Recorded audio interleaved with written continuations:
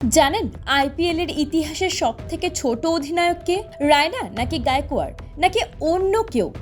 রইল তালিকা। চলতে থাকা আইপিএল নিয়ে মানুষের মধ্যে টান টান উত্তেজনা চলছে। একদিকে নিজের পছন্দের প্লেয়ার, আবার অন্যদিকে নিজের রাজ্য। কাকে ছেড়ে কাকে সাপোর্ট করবে, এই দ্বন্দ্বেই পড়ে যায় অনেকে।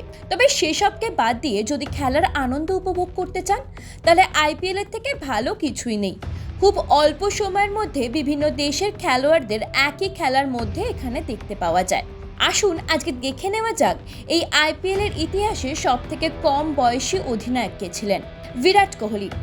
আইপিএল এর ইতিহাস বলছে কোহলি যখন ব্যাঙ্গালোরের হয়ে অধিনায়কত্ব শুরু করেছিলেন তখন তার বয়স ছিল 22 বছর, আর তিনি 2023 সাল পর্যন্ত এই দায়িত্ব সামলেছিলেন।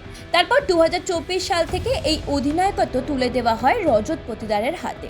স্টিভ স্মিথ 2012 সালে 22 বছর বয়সে পুনে ওয়ারিয়ার্সের হয়ে প্রথম অধিনায়কত্ব করেছিলেন এই অস্ট্রেলিয়ান খেলোয়াড়। তবে এখন আর তাকে আইপিএল এর মাঠে দেখা না গেলেও একটা সময়ে রাজস্থান রয়্যালস এবং রাইজিং পুনে সুপার জায়ান্টসের হয়েও অধিনায়কত্ব করেছেন তিনি। সুরেশ রায়না। সেবার আইপিএল চলাকালীন আচমকাই হাতে চোট পান মহেন্দ্র সিং ধোনি। সেই কারণে চেন্নাইয়ের হয়ে বেশ কয়েকটা ম্যাচ তিনি খেলতে পারেননি, আর তাই ধোনির অবর্তমানে সেই সময়টায় চেন্নাইয়ের হয়ে অধিনায়কত্ব করেছিলেন 23 বছর বয়সী সুরেশ রায়না। রিয়ান পরাগ। আঙুলে চোট থাকার কারণে 2025 সালে রাজস্থান রয়্যালসের প্রথম 3টি ম্যাচে সঞ্জু স্যামসনের বদলে ক্যাপ্টেন্সি করেছিলেন 23 বছর বয়সী রিয়ান পরাগ। শ্রেয়াস আইয়ার।